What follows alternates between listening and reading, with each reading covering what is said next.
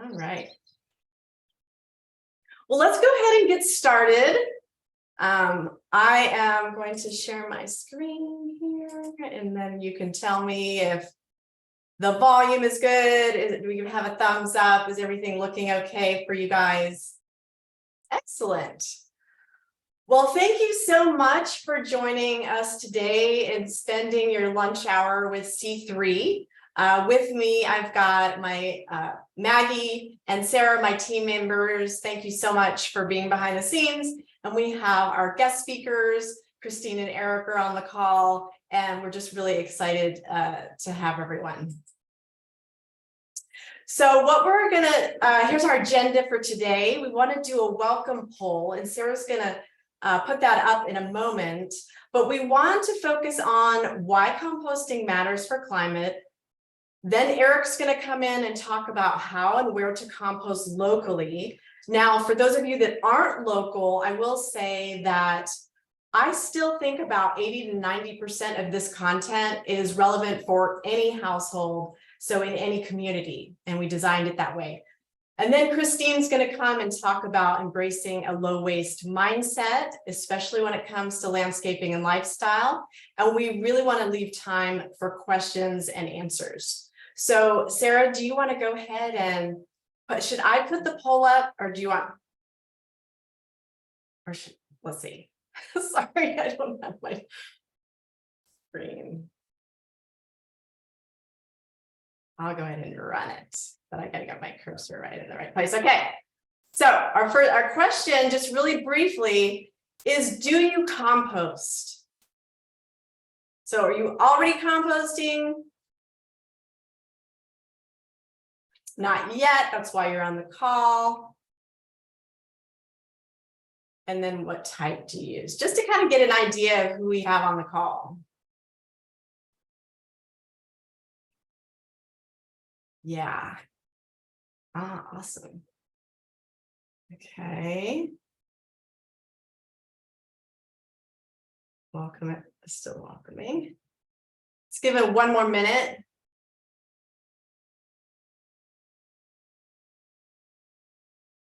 Oh, all right, and I'll show you those results in a moment here. All right.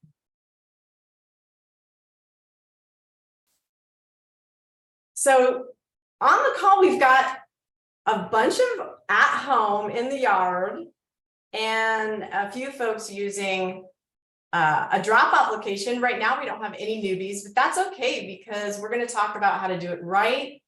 And also, like I said, broaden the message to embracing a low waste mindset overall. So thanks for participating in that poll. Can you see my screen okay? Awesome, thank you. Okay, so before we get dialed in, I just want to let you know who we are here at C3. Our mission is to really bring communities together at a local level. So that we can advance climate action and climate advocacy. And we want everyone to be involved in the movement. So we want to broaden the movement. We work on a bunch of levels, a bunch of communities. We work with youth. We're about ready to launch our youth internship program for the summer. We also want to address energy inequity. So we are building off our report that our policy team did a couple of years ago. Our policy team also addresses transit equity, and then Coles works with local businesses. This webinar in particular is a part of our Make Your Own Impact team, and Sarah and Maggie are part of that team. And we really encourage you to download our free guide. So I think Sarah or Maggie are going to drop that into the chat. It has 26 actions that you can take, and we've done a lot of the homework for you. So we really encourage you to take part in that. But we wanted to do this webinar because we feel like composting is an untapped climate solution. And it's really something that we don't think enough of us really look at it as a climate solution. So we want to talk about that connection. And I love this quote from a change maker in Detroit. When you start talking about change in a food system or change in climate or change in environment, people tend to want to go big immediately. However, to be equitable, you have to open up these opportunities and take some decentralized approaches in order to get to equity. And we feel like composting at home is one of those solutions. And, I think too many of us think, okay, what's the big deal if I have my food scraps or throw out my yard waste or grass clippings? Like, is it that big of a deal? Compared to composting, and it is, and that's what we want to explore. Caveat, I'm the director of communications at C3. I'm not a scientist, so any of the science questions, I'm going to kick over to Christine. She's a retired science teacher on the call, one of our guest speakers, or Eric for that matter. But my passion since 2008 has been doing this work and getting people excited and getting people to understand that these changes that we need to make are not as hard, especially when we do it together. We do know that in order for us to adopt a new behavior, we need to feel that it's affordable. We need to feel it's comfortable, or a certain level of comfort with it. It needs to be accessible, and we need to feel a certain level of competence. So those 4 qualities in a recent Stanford study, that's where I'm using that data. So that's what we want to address on this call, right? We want to make sure that you know how to do it here locally. You're feeling confident to do this action. So I got my cursor here. Okay, so let's start with looking at our trash. What is in our trash? Well, it turns out 167 million tons of garbage in the US is thrown out. And more than 50% of that is compostable. And this does play out at the local level as well. And I want to give a shout out to the Institute for Local Self-Reliance that has been doing this work for over 30 years. And so much of the resources that we're going to share are from them. By the way, and I apologize, I didn't say this at the beginning, we're going to share a bunch of great resources, so feel free to take notes. But Sarah from my team has compiled a bunch of great resources. She's going to share those with everyone in an email, and also the recording for those folks who couldn't come. And also, as you're having questions, please put them in the chat. My colleagues are going to write those down, and then when we hear from all the speakers, we're going to go ahead and address those questions. Though there might be, and it sounds like from our poll, there might be collective knowledge. So definitely feel free to share your collective knowledge. I love that part of webinars as well. Okay, so let's keep going. So this is what's the potential in our trash, right? Is this compostable waste. So much, we don't want that in the landfill. And so let's look at the national and local landscape when it comes to these goals. Right now, only 5% of our food scraps are currently getting composted. In terms of a national EPA goal, we have a 50% reduction of food waste by 2030. We know way too much of food is wasted in America, right? I think I hear 40% of what is grown is wasted. So there's definitely front end action, right? We need to reduce that in that way and not waste at the front end. But we're talking today about the back end, that we don't want those organics to be in landfill. So I thought this was interesting. January 2023, just recently, LA mandates residents to take their food scraps out of the trash. Boston also has an aggressive goal, but bring it down to the local level. Our Charlottesville's Climate Action Plan has a goal of 50% reduction by 2030 of organic waste. The county, which Christine and I both serve on what's called SWAC, which is the Solid Waste Alternatives Advisory Committee, they're considering SMART goals of 25% reduction of organic waste or organic waste diversion by 2030. And then I'd be remiss not to include that C3 and our local nonprofit partner, Cultivate Charlottesville, has made also recommendations to the city from a food justice, climate justice lens to divert more organics from landfill. And also SWAC recommended for the comprehensive plan here in the county of a 65% reduction of organics, paper and packaging, and construction and demolition waste. So a lot of goals, we know there's potential. So let's get into why. Why is composting a climate solution? Well, first and foremost, we know that those food scraps, grass, those organics in an anaerobic environment of a landfill produces methane, which is 20 times more potent of a greenhouse gas. We also know that the third largest producer of methane comes from our landfills, so 15%. So we've got to reduce our emissions, and this is a tactic to do that. And that's what I think a lot of people don't make that connection. Like, what's the big deal if I throw this, my lunch waste away? Number two, composting sequesters carbon. Unfortunately, we have degraded soil and that releases carbon, but a one-time application of this beautiful, rich compost can make soil a carbon sink again. So that is an important piece, and not to mention that compost increases crop yield and leads to more carbon sequestration. Three, we know we need healthy soil to be a healthy people and to have healthy soil and healthy water and healthy air. We need to have that composting and that healthy soil. So healthy soils increase the water holding capacity of land. It prevents rather erosion and runoff, so that helps protect our waterways.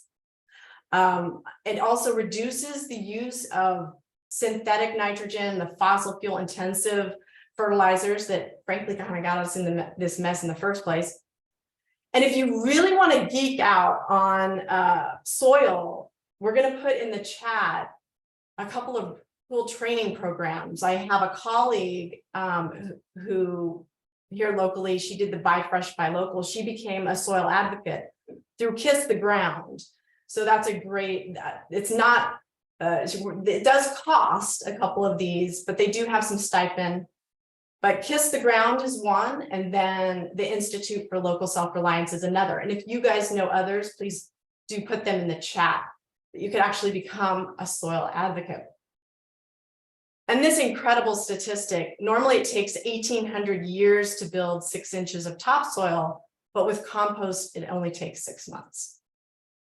And finally, composting can build community, it can advance health. We talked about with vegetation, adding that composting for healthy plants, but also advance the circular economy. And that's one of the things that I've been very interested in as the founder of Better World Betty here locally, is that closed loop system, right? We create waste, our food waste here. Let's give it a beneficial use again, a higher use. And there's that beautiful garden.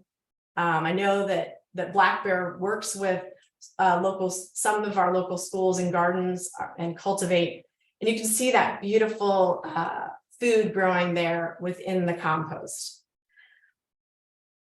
And I wanted to share, before I turn it over to Eric, what would be the potential here in Charlottesville if we increased our composting. So the Ravenna Solid Waste Authority had a report done. Coker did this report in 2019. So using that report, those numbers, and also the refed impact calculator and the EPA conversion calculator, if 10% more of us composted our food waste and grass and all that, we would be taking 1,370 fossil fuel cars off the road. Yeah, they're driving for a single year. So just to kind of show you a little bit of that potential. The numbers, to be honest, are really hard to get a hold of. And I know Christine, and being on the SWAC, we can relate to how difficult it is to do metrics. But just to kind of give you an idea of the potential impact that we could have with composting. So with that, I'm going to turn it over to Eric Walter. And Eric is I love this, the Chief Composting Officer at Black Bear Composting. And he is a self-proclaimed recovering technology executive turned compost nerd. So Eric, thank you so much for joining us. And I'm going to turn it over to you. Thanks, Teri. I'm excited to talk about composting with you guys. So thanks for giving up your lunch hour. So let's dive in. So this kind of a little bit of a rehash of a slide Teri showed earlier, but just showing the potential around the house. It's amazing how much material is around your house that can be composted instead of thrown away. So food scraps and yard trimmings right there is a third of your waste stream. If you're to have food soiled or water soiled paper or cardboard, that could add up as well. Those products, I should note, though, it's a higher use to recycle those as paper or cardboard. But if they are not suitable for that, composting is a great alternative. And so and also with wood. So with all that, over half of the materials in your house could be composted. So big difference. Next slide. So it all starts with how are you going to compost at your house, at your home? So we're going to go over a couple different options, a few different options. Each one has its pros and cons. So pick a good starting point. If it doesn't work for you, there are other options, but we'll kind of cover some of those. So the tumbler on the left is popular, and there are several different tumbler options. It's just a picture of one. So they're great if you have a small backyard. If you want to keep things enclosed because you've got a small backyard, maybe you're a little weird about your neighbors, smells or bugs, offending your neighbors. Keeping it all enclosed in a tumbler like this is great. The downside is that it's a relatively small container. They get a little heavy as the food gets in there, as it builds up. You'll have to empty it out when it gets full. So then you're creating another pile. You're moving that pile out of the way before you refill that. Not a bad option, but there's some downsides to that. Another enclosed option for a small backyard is the bin that you see on the right. So that is fully enclosed, has a lid enclosed on all sides, except for my favorite part, it's not enclosed on the bottom. And this allows your materials to sit on bare earth, and the nutrients from that slowly work into the earth. And as the compost ages, you're going to get a little help from earthworms and other little critters in your soil, really the beginning of the soil food web that are going to start nibbling at it and help turning your materials into actual compost.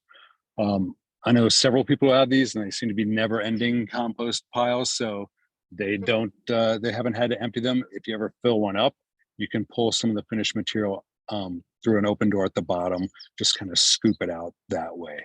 So not a bad option. Next slide, please. These are two other options. The one on my left is my favorite. These options, if you have a little bit bigger backyard, you're not as worried about the compost pile being right next to your neighbor's fence or back door or anything like that. These are great because they're not enclosed. They're all open air. The one on the left is my favorite because it's the simplest.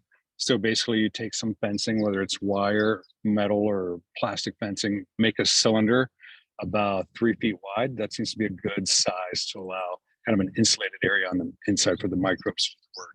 And throughout this process, microbes are composting. So microscopic creatures are doing the majority of the composting, and they're very simple. They need air, water, and food. And so at every step of the composting process, you're thinking to yourself, am I providing the microbes with air, water, and food? And if we're composting food scraps at home, they're getting plenty of food. Odds are food waste, pretty water intensive, so they're getting plenty of water. So the challenge is always air. So this cylinder allows breathing from all sides. You make the cylinder tied off with breadcrumb twist ties or zip ties. Maybe you have a stake to help stand it up straight at first.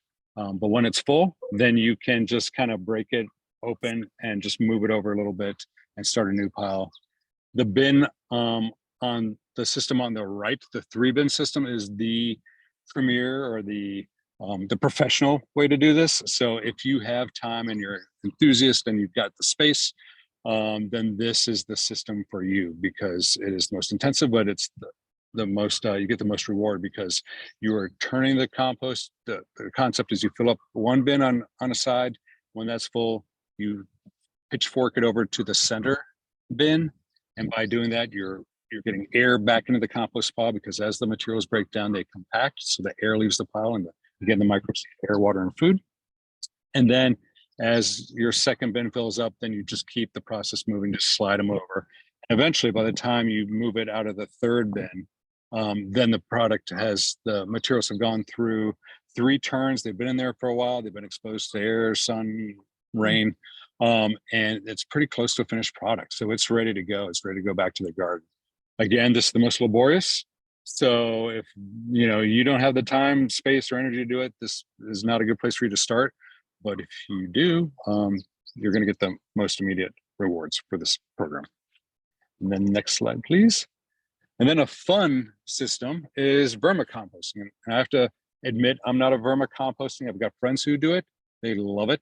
So it's a little bit different composting because microbes are not breaking down the food, actually worms are. And the worms are basically eating the food, and they are pooping out the compost, and really it's worm castings. But in the compost world, worm castings are the caviar of compost. They're great. They are, it's a premier product. And the bins are fun. You have worms in there. So instead of making a big pile because you want to have an insulated area, you want to keep things thin so that the worms it doesn't get too hot for the worms. You're only putting in food scraps so that the worms are just eating that. And keep in mind, you're dealing with live worms. And so you want to make sure that it's kept cool so you can do this indoors, in a basement, in a garage. You want to keep it from getting too cold in the winter and too hot during the summer. Or you can have it outdoors. You can make your own container just with some, kind of plasticware, or you can buy a store-bought container like this. So, and the worms, the flip side is the worms can be a little sensitive in terms of what you put in there. So maybe your worms don't favor a lot of citrus. You need to dial back on that. So food for thought, food for worms. So once you have that, the rest is easy. So buy a small container like the one on the right, or just make one out of an old container. The idea is just to have something handy so that as you're cooking or washing dishes, you have an easy place to put your food scraps. So something that goes underneath the counter, or some people might, keep it in their fridge or their freezer. Just accessibility is key, because if it's not accessible, you won't use it. For your backyard compost pile or bin, keep meat out. It's not that meat or proteins don't break down. It's that they will attract scavengers to your backyard before they do break down. So those are great, and meat's great in a commercial facility, and we got other options for that later. But in your backyard, keep it out. So when your compost container is full, bring it out to your compost system and dump your food scraps into your bin or pile. And then the key thing is that you are stockpiling browns, and we'll get into the details of this in a second, so that you can take that same container, whatever container that is, and get 2 to 3 scoops of your browns, which are organics that break down at a slower rate. Foods break down quickly, and they're called greens because they're more rich in nitrogen. They break down quickly. Browns are richer in carbon. They break down slower. You need a mixture of the two. So get 2 to 3 scoops of your browns, because you're stockpiling those, and cover your food scraps. So just imagine like you just dumped 1 container of food waste out, and then you cover with 2 to 3 containers of browns. Your food is covered. So, and that's a great ratio for it. It keeps the smells contained. It keeps the active environment enclosed so that the microbes can do their work. If you do have issues, most of the time an issue, air quotes, is smell. And that's solved by increasing browns. So add more browns to the pile, make sure that gets covered up. If your greens get uncovered, or turn the pile. So it might smell because the materials are starting to collapse, and the pile is starting to lose some of the air, some of the oxygen. So by turning the pile, you're mixing it up and you're getting air back into the pile. And with this, with composting, a friend of mine says it's one of her favorite things to do, because you can put as much work into it or as little work into it as you like. So if you want to put a lot of work into it, have the 3-bin system and really be, an active participant, then you can do that. Or if you have one of those enclosed backyard containers, especially the one that just stands on everything, you just want to just keep throwing stuff in there, it can pretty much be that simple, and it will continue to break down. Good things take time. So we've primarily we're focused on the waste diversion piece of this. So the important thing is that you're avoiding throwing those materials away, because we've covered why it's bad to throw those away. But the finished product can take a little while. Good things take time. 9 to 12 months is realistic for your home composting pile. So be patient. It's a great product when you do have it, though. Next slide, please. So browns, this is critical. Most people who have issues are neglecting their browns. And so at home, you have to be creative in terms of keeping an eye out for available browns around the house. So leaves, not a lot right now, but in the fall, stockpile them. Put them in big piles. If you have to bag them, try and leave the bags open so that the leaves can breathe. They will last all year. We have piles of leaves here at Black Bear that we got last November, and they're nowhere near disappearing. We'll use them all year round. Wood chips, if you're getting any tree work done, don't let those tree trimmers, take the wood chips away. Ask to keep them, dump them in a pile. You can use them in your compost pile. If you're cleaning out any garden beds or planting beds that have mulch on them, save that old mulch. That's on the way to breaking down, and it's a great source of carbon. When you repot plants, if you're discarding old potted plants, keep that soil. That's great carbon. If you mow the lawn and you just leave the clippings on your lawn, those clippings have dried out and you're getting ready to mow the lawn, you want to clean that up. Those dry grass clippings are great. They are a great source of carbon, but don't be confused by taking fresh grass clippings. Those are very much a green. And in reality, fresh grass clippings are the smelliest stuff we deal with. And we deal with a lot of stuff. So please don't add fresh grass clippings to your compost pile thinking you're adding a carbon, because you are adding the greenest of the green. So dry grass clippings or hay. If you have a paper shredder at home, excellent source of carbon. Paper egg cartons, I love those because they have they're odd shapes, and again, air, water, and food. So all those odd shapes are great air pockets for the microbes. If you use paper towels, napkins, those are great carbon sources. The tubes from the paper towels and toilet paper, again, you could recycle those as paper, but we love those air pockets in those tubes for our compost piles. So I would say keep those for your compost piles.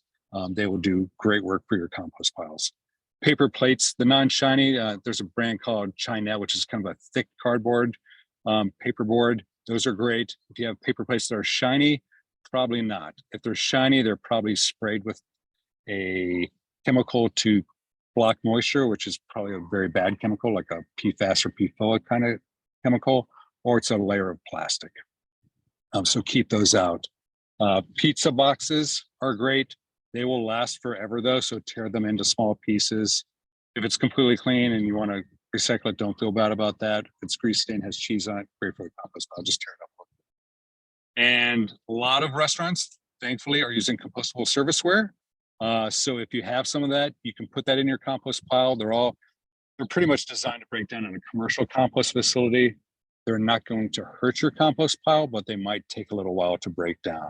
So it's up to you whether you want to do that or bring them to a drop-off location. Which brings us to our next slide.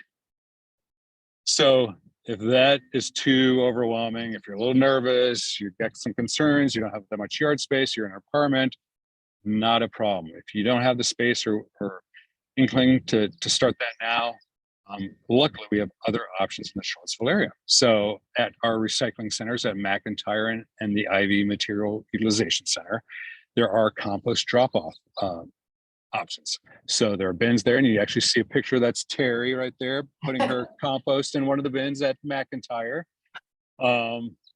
So great setup so that those go to commercial compost facilities. So if perhaps you are a meat eater about composting at home, that's where you take your meat scraps, your bones, your meat, your fats, things of that nature. And they have compostable bags there, so you can get a fresh bag, collect your materials over the week, bring them there when you're doing your recycling over the weekend or whenever you do your recycling. There are other drop-off options at the Charlottesville City Market during season, and you can see that our station on the left there. So we want your food scraps. We want everyone composting. So we're there to get people composting, ideally at home or through a drop-off program. And we have compostable bags there as well. And the city of Charlottesville also has a 24/7 residential drop-off program that you can sign up through their website. It's near the downtown mall. It's in an undisclosed location. But you will get the details when you sign up, and that's accessible 24/7.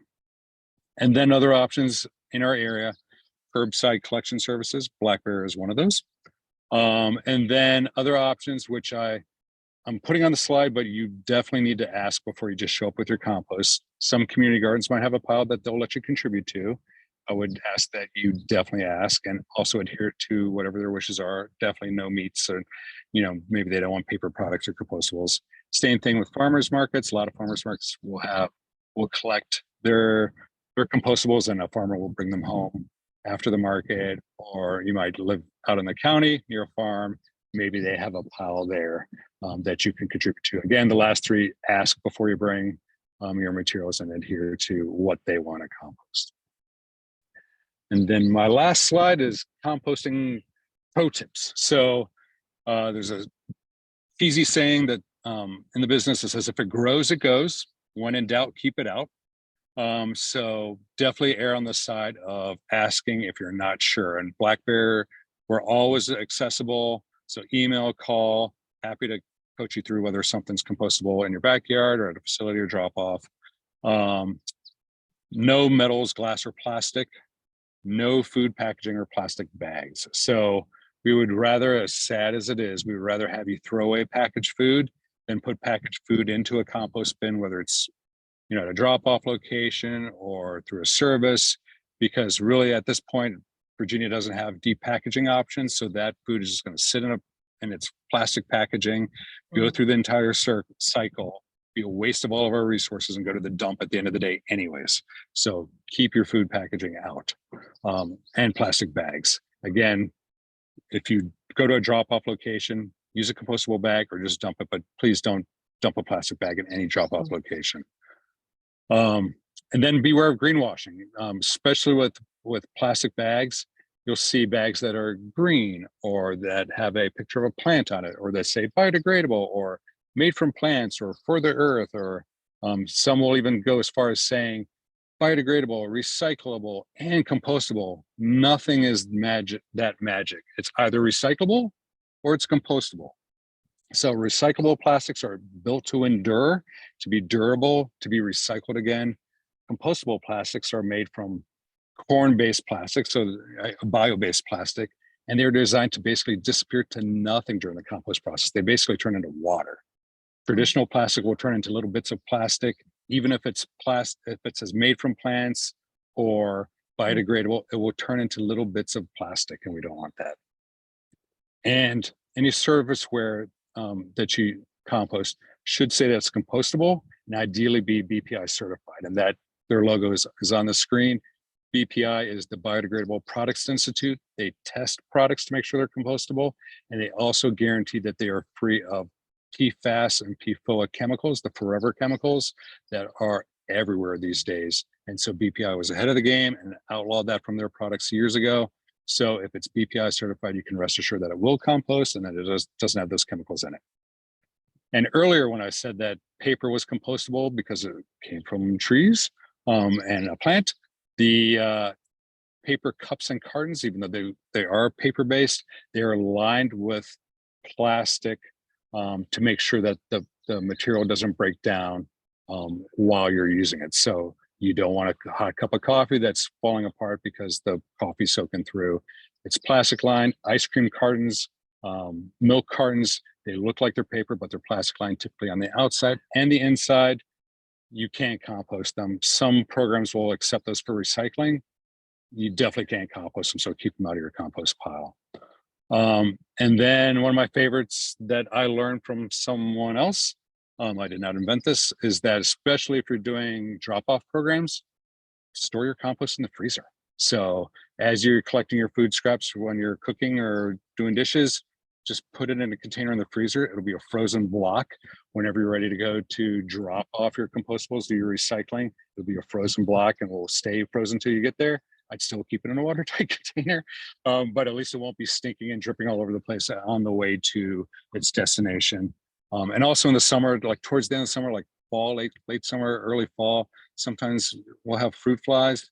Not so much an issue with some containers, but some, you might have some fruit flies in the house. If you freeze it, no fruit flies.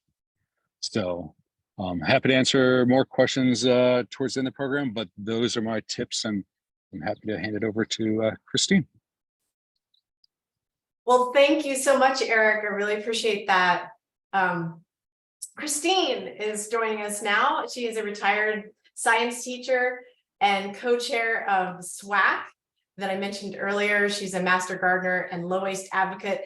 Christine wears a lot of hats, I think it's fair to say. And she was awarded recently the UVA Sustainability Leader Award. So I'm going to turn it over to you, Christine. All right. Thank you so much. It's exciting to be here. And I've got a few master gardeners on the call, so that's exciting too. So yeah, I'm glad, Eric talked a lot about leaves and how valuable they are. And so we really changing our minds about our approach to leaves. They are not litter. And so why leave the leaves? For one thing, there's a big carbon footprint to transporting those leaves to the landfill. And as we've heard earlier, when they break down anaerobically, they're going to produce methane. So they're not good. We don't want to be using up our landfill space with leaves. And we're missing out on a great opportunity with these fallen leaves. They provide food and shelter, not only for insects, but all small reptiles, amphibians, mammals, birds. And they also, those insects that come down in the leaf litter that are attached to the leaf litter are really important for birds and those other small mammals. So to change the way we look at the leaves and think about that's insect and bird food, and to really think of it as a valuable resource. And also the leaf litter is going to improve the soil. So there's a lot of carbon and nitrogen and nutrients tied up in those leaves. All right, next slide. So how can we take care of those leaves? How can we avoid landfilling them? Well, the approach that I've taken is using the leaves to reduce the size of my lawn. And that's a whole different conversation. But an easy way to do that is just in the fall, if you have an area that really the only place that I rake the leaves are off my little postage stamp lawn. And I try to make it even smaller. So rake the leaves to the edges and allow those edges to revert back to that natural landscape. You can also put the leaves in a pile and let them compost naturally. You can use them to suppress weeds. You can use, as Eric said, use them as brown material in your compost bin or till them directly into your garden. And one thing that I do is I sort of stockpile those leaves that I have, and then I bring them back out into my garden, and I use them to mulch my garden beds and the rows in between my gardens. And by the end of the season, they have really broken down, and then I incorporate them back into my vegetable garden. So, and if you don't really have a place to put them, you could use the mulching feature on your lawnmower, and you can mulch them in. But remember, you're going to be destroying all those tiny little insects and cocoons, so you might not want to do that. All right, next slide. And so, if you do have, first of all, we want to reduce the size of our lawn, but a little lawn is nice to have. And so thinking about when you do mow the grass, to incorporate this idea of grass cycling, that you're actually going to pay attention to how and when you mow your lawn, making sure that you're not cutting more than a third of the grass blade at any one time. And therefore, you're just allowing the grass to sort of decompose in place. And there's a lot of benefits to that, because you have all those great nutrients that are going to go back into the soil. Your lawn's going to be healthier, and you're going to reduce the need for chemical fertilizers. All right, next slide. And I think that one of the things that we're all faced with is, what do you do with some of that bigger yard waste? If you're trimming a tree, let's say a tree falls down or a branch falls down, what do you do with that material? And that can be especially challenging if you live in a small lot. I live out in the country, so I have lots of room. So I have these brush piles everywhere. But if you live in a smaller lot, I think that one thing that one can do is just change the way, instead of calling it brush or yard waste, you could call it a bee hotel, or bird refuge, or wildlife habitat, So if you just rename it and give it a different name, then when you look at it, you can look at it under a completely different lens, and you might find it to be more beautiful. So just to sort of think about piling up those materials, and because they are of tremendous value, right? They're going to provide shelter and a place, especially for our native bees and wasps to reproduce and overwinter. So not only do we want to keep that material on your property, pile them up, think about them differently. It's also really important to leave the stems of our perennial plants up over the winter, because they provide shelter, an overwintering place, and a place for reproduction. So, and then you can take that down. You can sort of clean things up at the end of the winter, early spring. All right, next slide. So thinking a little bit beyond our own backyard, I want to talk a little bit about schools, because schools are really an important place to be composting. And we're really fortunate that in Albemarle County, that the Albemarle County Public Schools have made a commitment to composting, and they've contracted with Black Bear to provide a compost bin and weekly pickup for every single school in Albemarle County. So that bin sits behind the cafeteria. And so what it means is that the cafeteria staff can do back of the house composting. So any food waste that's generated in the making of the food can be composted. And there is also an opportunity for the students in the lunchroom to compost their food waste. And there is a lot of it. I had an opportunity this last year to spend a lot of time in the school cafeterias, and there is a lot of food waste. So this is really low-hanging fruit. So what is it that you can do? You can begin by asking the question. So contacting your local school, asking them, do you have a composting program? Is the school composting the cafeteria? Do the students, are they composting in the lunchroom? And to let that principal know that this is something that's important to you, or letting your school board member know that this is really important. And you can also offer to help, because it does take some extra people there to help guide the students. And I did a lot of that this year, just volunteering in the lunchroom. It's a fun place to be, and they could use the help with that. But involving students in composting their food waste in the schools not only diverts a lot of waste from the landfill, but also it provides some important lessons for the students. It empowers them to be able to do something about climate change. And there's a lot of connections to the SOLs. And then I also just want to say a little bit about how we can be advocates by promoting composting where, when we make choices about the businesses we support, and especially with restaurants. So patronize those restaurants that are using compostable takeout containers, and really just let them know, thank them for using those containers, ask them if they're composting in the back of the house, let them know that it's important to you. So all those little things go a long way to just beginning the conversation and letting people know that this is important. And so you can start it at your workplace, in your office, your congregation. And I believe, Teri, you're going to talk a little bit about having a zero waste event, which are really fun things to do.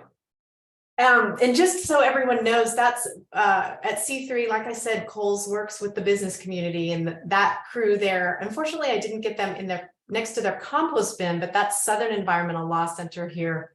And they were part of one of our programs and decided to institute that at their workplace. In terms of events, there are just some ideas that we've, of course, as a nonprofit, we do have events. So serving finger foods where no utensils are required, inviting your guests at the next picnic to bring their own reusables. We do things in jugs or something that's super easily recyclable, which we opt for cans. Like if we're doing an event, we'll recycle those cans. And then in setting up a compost bin, kind of having our 3-bin system, recycling, landfill, compost. And then I wanted to put this in there, asking catering if, for instance, if you're doing your neighborhood picnic and you're picking it up from Wegmans or one of the other grocery stores, you can ask to bring platters. Sometimes I always tell people to ask, because then it's showing there's a demand for it. Even if they say no, it's like that kind of thing matters. Christine, did you want to add anything to that before we go to questions? Yeah, one of the things back when I was teaching, we would have a community picnic at our school a couple times a year, and it was really fun. They were often potlucks. And so we just experimented with, if this is going to be a waste-free event, we invited people to bring their picnic basket with a washable cup, utensils, and plates. And I think it's a way of opening the conversation and letting the community, your community, know that this is important to you and that it's easy and fun to do. So I encourage people to do it. Thank you. Well, that was fantastic. I think what we want to do now is go to questions. We've got a good 10 minutes with that. And so, yeah, I think either Maggie or Sarah, shoot. Yeah, so the first question I have is for Eric. Can you address the compostable in a commercial facility labeling? Sure. So those products are designed to break down in the heat and activity of a commercial compost pile. So your backyard compost pile isn't going to get really hot enough, but in a commercial facility, our piles are well over 130 degrees, close to 160 degrees most days. So the bioplastics break down a lot faster. Again, there's nothing bad in those products. So if you put it in your backyard pile, it's fine, but it probably just won't break down for a while. Okay, I'm going to put this one, I think, to Eric as well. How should invasives, especially if blooming or in seed, be handled? It's often argued that they should be bagged and put in the garbage, not into compost. So if at home, I would not put them in your compost pile at home, because your compost pile at home is not going to get hot enough and to destroy the seeds and kill those invasives. At a commercial facility, it will get hot enough, the materials get moved enough where they do get destroyed, and we actually take those from our subscribers. But if you are doing this at home and you get your own compost pile, unfortunately, I would bag those for destruction if you're not taking it into a compost facility. And are cardboard boxes also possible brown materials?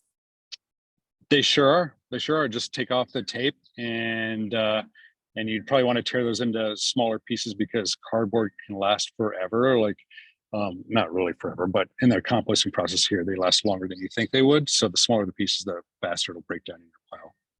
So, and also a giant piece of anything in your compost pile isn't really going to break down that much, and it kind of smothers things. So, so yeah, tear it up. Thank you. So I'm not sure if this one should go to Eric or Christine, so maybe you can jump in. How do acceptable materials differ from home composting to commercial composting materials submitted via McIntyre or the schools or other places like that? So I can start with this, Christine, and if you want to jump in, feel free. So at home, you want to keep out, for your backyard pile, you want to keep out proteins to keep the scavengers out, but those are acceptable at drop-off locations, as well as any place going to a commercial facility, such as schools. So meats and proteins can be put in the compost bins there. Compostable products, we touched on that they can go to a commercial facility, won't hurt your backyard pile. but I'll work best at a commercial facility. And then one thing that we haven't talked about because it's kind of icky, but at Black Bear we accept pet waste. So we take cat litter and we take dog poop in compostable bags or brown paper bags, bunny hutch litter, a lot of quail litter. So those you don't want to put in your backyard compost pile because you're probably not going to achieve high enough temperatures to kill any sort of pathogens. Again, we do it here, but keep that out of your backyard pile. I know some people who have a lot of space, like, and they compost their pet waste, but they don't mix it with anything that's going to end up back in the garden. So you want to compost that pet waste, do it off in a corner of the yard where that material doesn't end up working its way back to your garden. Because again, you don't want those parasites or pathogens working its way back to your veggie bed. So I'm gonna Christine? chime in. Oh, sorry, Christine, did you have? No. I was gonna just clarify. So Eric, when I go to like Cava or the bowls that they have, I don't see a plastic lining and they're brown paper. Should that that should just go to the brown paper bin at a recycling facility like McIntyre or not? Like, even if it's not shiny, but it doesn't have any sort of name on it, what should I do with that? You know, if it doesn't have any sort of identifier that it's compostable, I would recycle it. Ideally, it's you clean it up as best as you can, but paper recyclers are a little less fussy about that sort of stuff than you would think. So I would recycle it if you're not sure. Yeah, And obviously, if it's shiny, like, what do you see, Christine? I know you do the recycling ambassador. yeah. role. So, like for example, at McIntyre, they used to not take the pizza boxes because you think gets the grease soaked into it, but it becomes such a small percentage of the overall cardboard that's accepted that it isn't really a problem. But let's say that your container is just really soaked with something like pizza sauce. At that point, I wouldn't put it in the brown paper bin for recycling. So you just, it's a call. If it's pretty clean and dry, then you could go ahead and put it in the recycling. But if it's just soaked and with food and grease, I would just throw it away rather than trying to recycle it and compost it. Yeah, and my last question before we go to the last slide is, Eric, when restaurants also use like wax paper, or you know how they wrap sandwiches, keep that out. You know, wax paper is okay. So that is fine. And a good way to kind of test is to just tear it a little bit. If it's tearing like paper, you don't see any plastic separating, then you're good to go. But if you kind of see plastic stretching, then it's plastic line and should go in the trash. Gotcha. And if you're not sure, keep it out. Yeah, definitely. Well, thank you so much. I think I'm going to go ahead and before we go, I want to tell you about our other slew of events. Those were really great questions. We really appreciate everyone taking the time to be with us. Like I mentioned, we are the Make Your Own Impact team at C3, and we're going to have virtual events and in person. So we'd love to see you in person. Our next event, our webinar is on June 14th. That's for businesses, but we're also going to have what to know before you go solar on June 28th. But we hope to see you at the June 22nd meetup over at Cardinal Hall. It's just a great chance to brainstorm on solutions and you know, doing these lifestyle changes and advocacy as well. And of course, we want to plug early our Party for the Planet, because that's going to be really fun. But I wanted to definitely thank our guest speakers. We couldn't have done it without you, and Eric and Christine, thank you so much. And again, thank everyone for attending. I really had fun. I hope you guys did and learned a lot. Thank you. Bye, everyone. Thanks, everyone.